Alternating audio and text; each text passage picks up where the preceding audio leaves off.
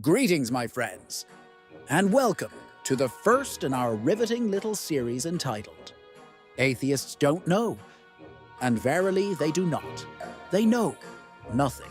I say this not with malice, only the casual, observational flair of a man who's been executed once already for asking too many questions. Now, today's topic, and I assure you it's a spicy one, proof. Yes. That most sacred talisman of the self-proclaimed rational mind. Atheists, you see, are particularly fond of chanting, prove it, as if reality were some kind of scroll that must be notarized before it's permitted to exist. They act as if proof needs to be something they personally vibe with. But here's where the wine really starts to spill. Ask them what they mean by proof. And suddenly they look like a goat that's just seen a ghost. What is proof, I ask? And lo, they begin to tremble. Words fail, their brows furrow. They utter strange incantations about peer review and scientific consensus, as though invoking the Oracle of Delphi. It's like truth? Don't you know what it means? It is, I assure you, a full philosophical meltdown, all because I asked a question. And then, of course, they summon their favorite shield, word games. Now, I adore a good game, a debate, a dialogue, a cheeky pun. But this is not chess. That is a dishonest logical twister, my friends. A dodge. They believe proof is some universal, metaphysical USB stick of certainty, that it plugs into every mind and uploads instant truth. They think they champion science, even if I granted it's a strong model proof is just something that hasn't yet been disproved. So tell me, oh rotund children of Cheetos and Reddit threads, what do you mean by proof? You see, it's not only fair, but profoundly necessary to ask. But ask them that? Panic mode activated. Their non-existent soul escapes their body, and their neurons retreat into the fetal position. Because they don't know. They never did. And now we begin. They simply do not know. What is proof? And what does it mean to say that something is proven? In law, proof means evidence that's strong enough to convince a reasonable person that something is true. In a criminal case, that's beyond a reasonable doubt. In a civil case, it's just more likely than not. Two very different thresholds. So it depends on what you're trying to prove and to whom. But in philosophy, proof is murkier. It's not about winning a case.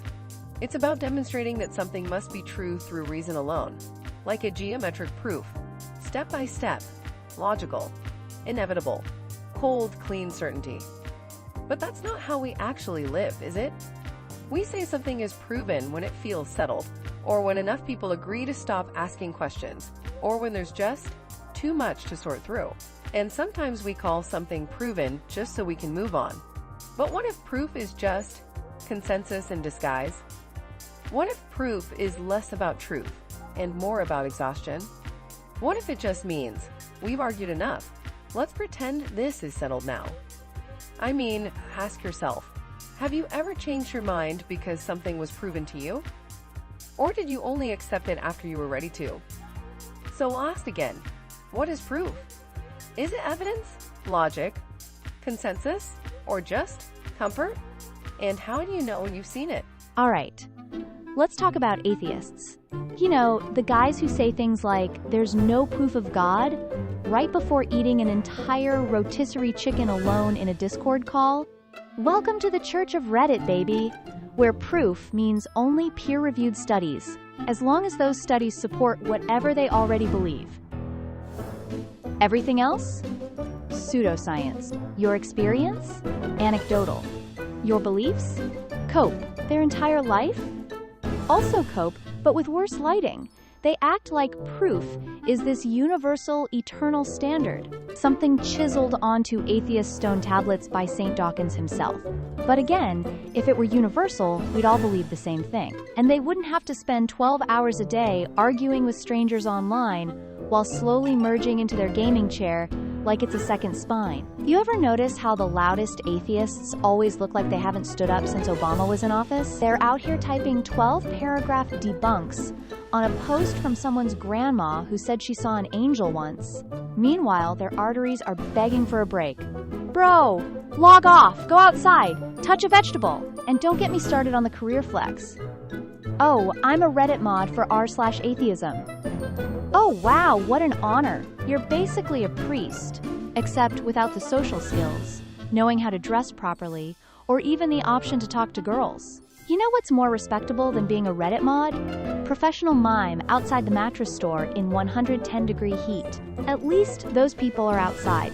At least they sweat for a reason. But no, the atheist mod, aka a Sticky DX Racer, is fighting for a reason like he's in a Marvel movie. Except the only thing he's fighting is diabetes, and his ability to ruin a family dinner with the phrase, "Actually, religion is a mental illness." So here's the takeaway.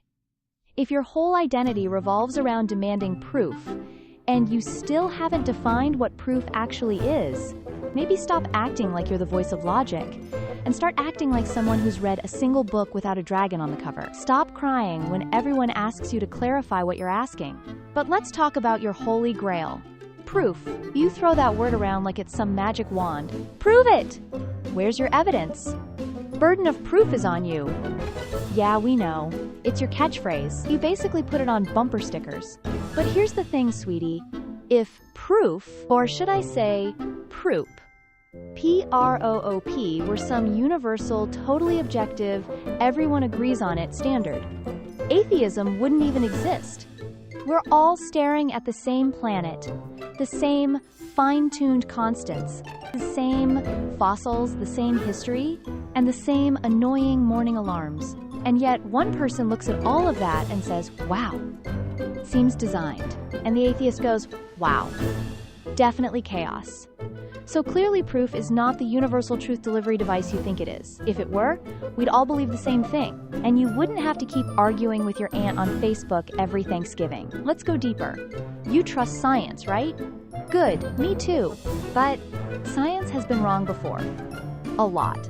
Like full-on, oops, our bad levels of wrong. Let's play a game. It's called Previously on, Oops, Science, Phlogiston Theory. They thought fire came from a special fire stuff inside things. Geocentrism. Earth at the center. Whoops, nope. Static universe. Einstein had to fudge his math to make the universe stand still. Then Hubble was like, it's expanding. Miasma theory. Disease caused by bad air, not germs. Took us a while to get to wash your hands. These weren't just casual theories, folks. They were the settled science of their time. Demonstrated. Proven. This is the way. Until they weren't. So maybe, just maybe, you should calm down with the capital pages proof, like it's some divine tablet from Mount Google.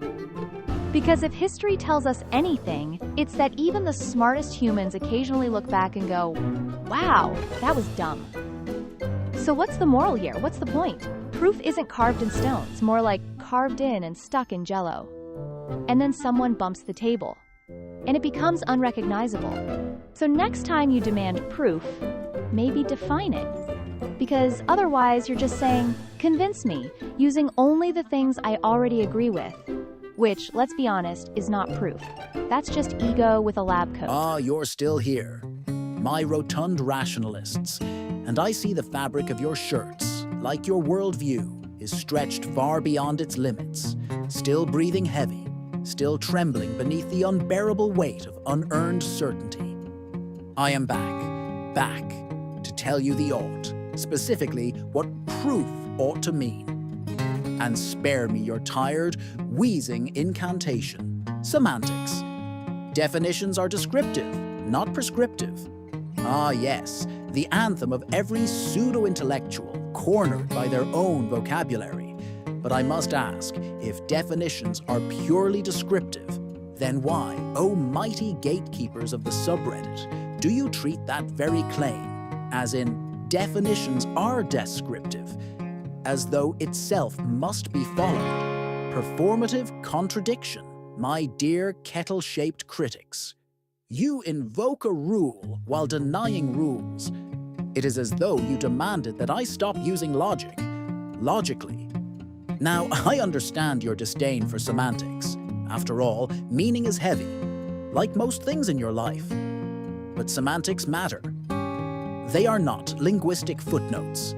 They are the architecture of meaning. To deny semantics while engaging in debate is to enter the Olympics and object to the concept of rules. You cannot pinpoint meaning if words float unanchored. And when I ask you what proof means, you cannot retort with "you know what I mean." Because if we did, we wouldn't be arguing. Let us consult your sacred scrolls, the dictionaries. I did a bit of reading while you were busy redefining burden of proof to mean I don't have to explain myself. Webster's. Proof. The cogency of evidence that compels acceptance by the mind of a truth or a fact.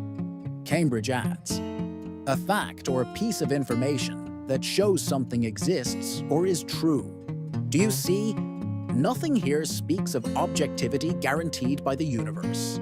It speaks of compulsion to the mind. That is subjective resonance, gentlemen. Proof's not a stone tablet from the gods. It's a compelling narrative your mind accepts as enough. What convinces you may not convince your neighbor. This explains, of course, why atheism even exists. We are all staring at the same stars, the same math, the same improbable synchronicities, and you say, clearly, nothing made this. An odd conclusion, but a consistent one. If one is committed to avoiding commitment. Now, I must confess, there are atheists who know this. Rare minds like A.J. Ayer or Nietzsche, who at least understood the implications of their belief. Ayer admitted logical positivism collapses under its own weight, and Nietzsche. He declared, God dead, and spent the rest of his life trying to figure out how morality would survive the funeral. But you are not Nietzsche. You are not even Diet Nietzsche. You are the aspartame of philosophy. Very well. Let us go beyond petty insults and into the structure of thought itself. A syllogism, if your cholesterol-choked brains can handle one. Premise 1. Many scientific proofs, even the most revered, have changed or been overturned. Premise 2. Science itself declares that all facts are provisional. As famously stated by Stephen Jay Gould, who said, facts are not absolute truths, but statements confirmed to such a degree that it would be perverse to withhold provisional assent. Premise 3.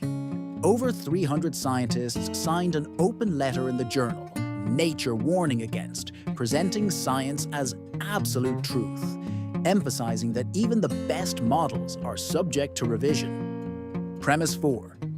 The scientific method is self-correcting, a virtue often hailed by thinkers like Richard Feynman. Science is the belief in the ignorance of experts. And Karl Popper, the king of falsifiability himself, said, our knowledge can only be provisional. It is always subject to revision and correction. Conclusion. Therefore, if even the most evidence-backed, rigorously tested, peer-reviewed scientific theories are subject to change, then proof, even at its highest human standard, is not truth equivalent. If it were, it wouldn't need correcting. Thus, the proper definition, supported by all observed data, historical precedent, and actual expert consensus, is this. Proof is mind-dependent. It is subjective. It is merely evidence accepted by an individual or group as sufficient to justify belief, not evidence of actual, objective truth. To put it plainly, if I show a handful of Lucky Charms to a mentally unstable man and say, these are the sacred droppings of a leprechaun, and he accepts that as sufficient evidence, then by definition, leprechauns are proven to him. Because proof is not truth. It never was. So when an atheist waddles forth, wheezing, fedorally confident, and proclaims, there is no proof of God, what they are really saying is, there is no proof I personally like. Which is fine. But to say there is no proof at all is false, even if God doesn't exist. The proposition they breathe, there is no proof of God, is false. Demonstrably so. That's the comedy of it. You could be right about God's non-existence and still be wrong about the nature of proof. An impressive feat of intellectual failure. Your rebuttal, O padded philosophers. I hear you moaning. But does that mean nothing can be proven? No, my bloated Aristotubbies. It means you're confusing proof with truth. They are not the same. It means everything can be proven, depending on the standard, the context, and the audience. Proof isn't rare. Proof is cheap. And your inability to grasp that is as stunning as your ability to lose a debate and still ask for a source. So let us end on that note. Proof is subjective. Truth is not. And you, my chafing cult of smugness, are not acquainted with either. Next episode, we shall explore your next failure. Atheists don't know the supernatural. Spoiler alert. It's not just crystals and girls who won't date you.